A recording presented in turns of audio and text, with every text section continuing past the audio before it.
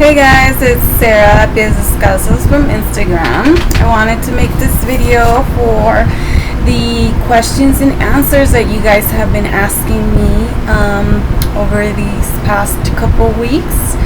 I have these 2 pages, so I guess I'm going to be making a part 1 and part 2 because I don't want to bore you with a long video. So the number one question, who takes the trophy, is the excess skin question. A lot of you ask me about this. Do I have excess skin? And yes, I do. I have excess skin on my arms. I have excess skin on my tummy. I have excess skin on my inner thighs. For my new followers who don't know this, I just recently had an appointment with the plastic surgeon, and the paperwork has been submitted to my insurance, and to see if my insurance will approve these procedures to be done. They're probably not going to be approved because of lack of medical necessity, but I'm just going to go ahead and see if they will, if not for some part of it, but it doesn't hurt to try. Because 2 years ago I did try and all of these procedures were denied, so that's why I'm kind of like iffy. And I'm not trying to be negative, but I'm just trying to be real. So, and the reason why I don't show any of my excess skin is because I don't feel comfortable doing so. A lot of people do, and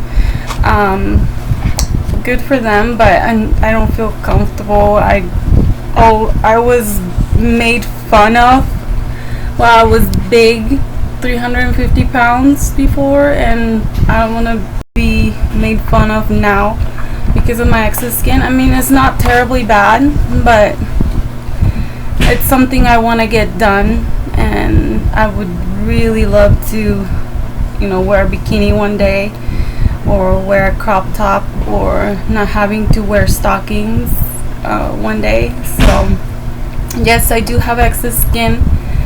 I'm hoping to hear from my insurance in about 4 weeks, and if they don't approve them, I can finance them, so we'll see how that goes. But I do want to go through it. I mean, I already went through the weight loss. I'd already lost almost 190 pounds, so you can, estimate how much skin I have. So you can only tone so much with exercise and weightlifting, but surgery can sometimes be the only option you have. So some people were concerned about having, sorry, it's the air conditioner, having a pouch under the belly button. I did have like a big belly before having my gastric bypass, but it's sort of like with exercise and stuff it's gotten better, but I don't have like a big pouch underneath there on the private area. I'm gonna go through the series of questions. I don't want to make this too long because I don't want to bore you guys.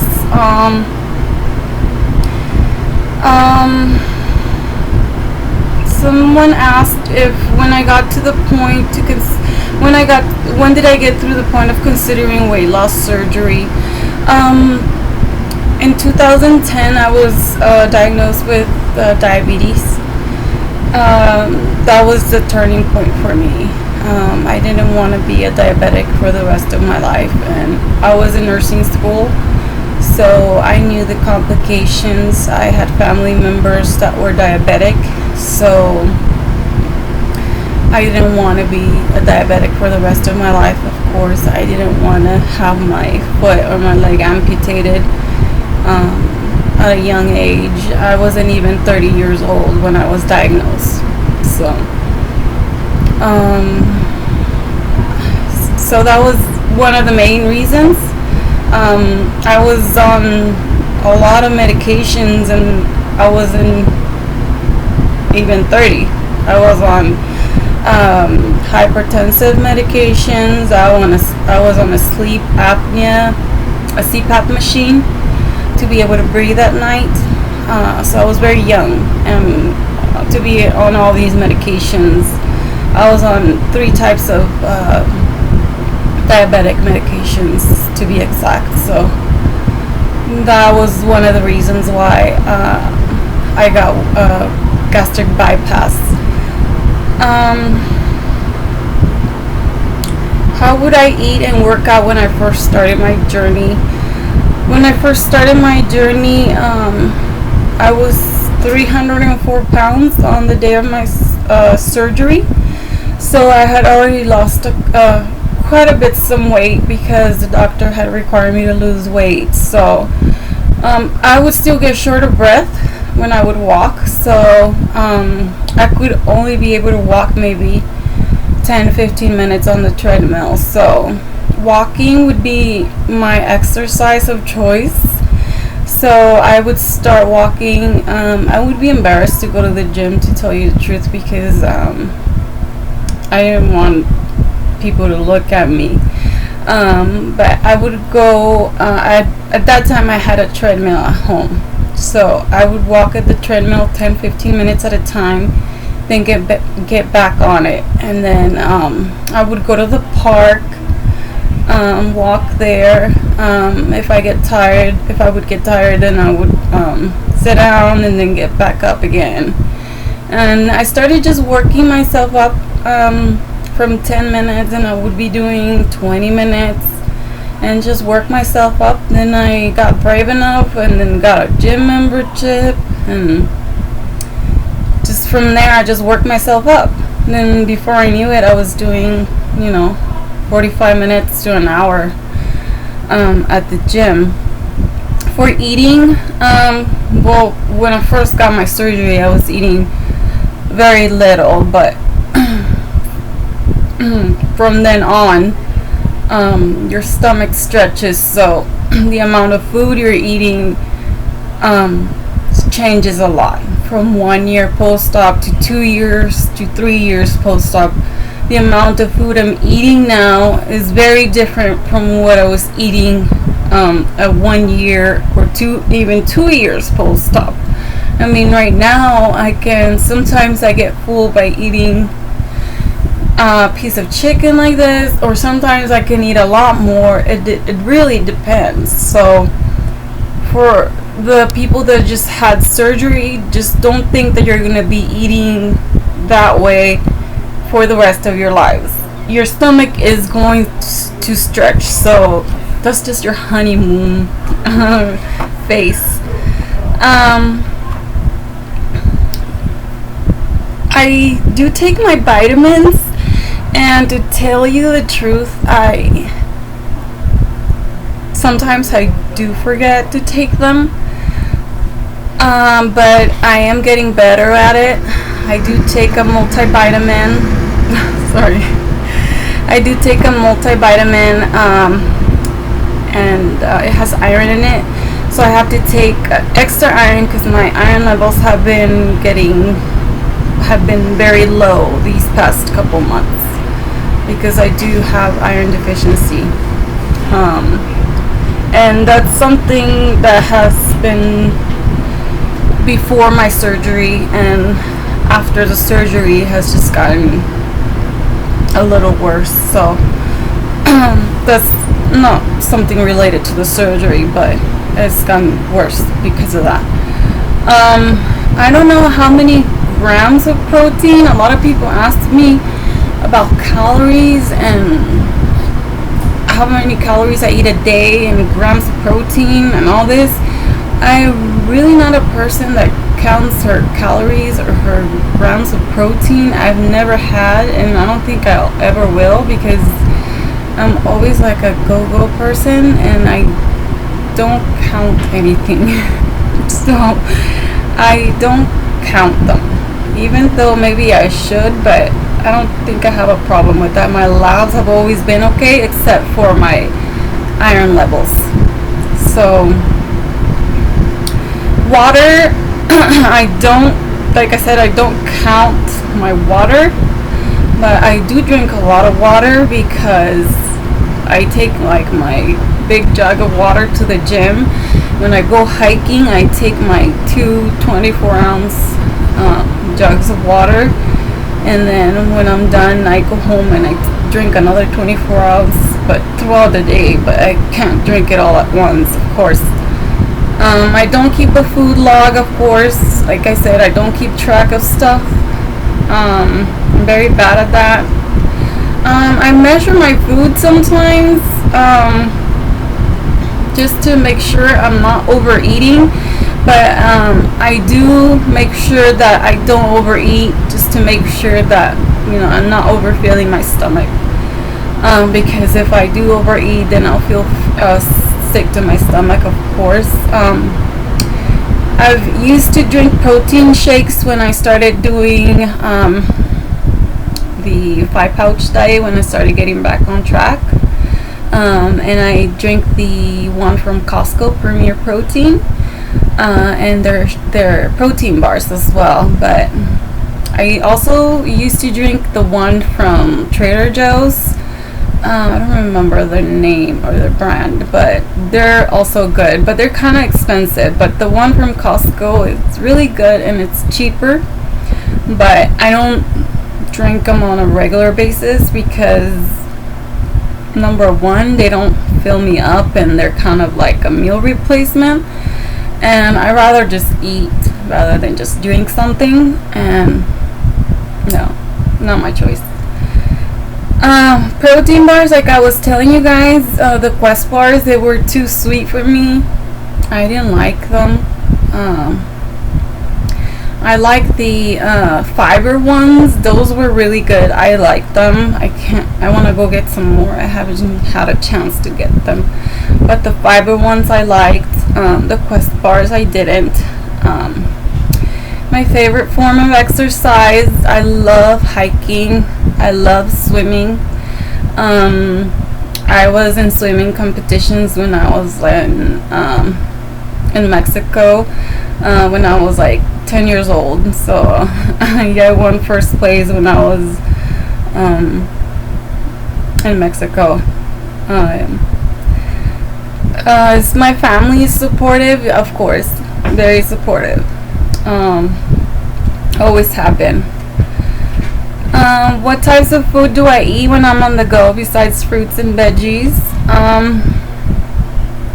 On the go, like, well, really, I'm like really a fruit person and veggies. You guys can tell by all the posts I always do. Granola and maybe peanut butter sandwiches, but fruits, it's like my main one.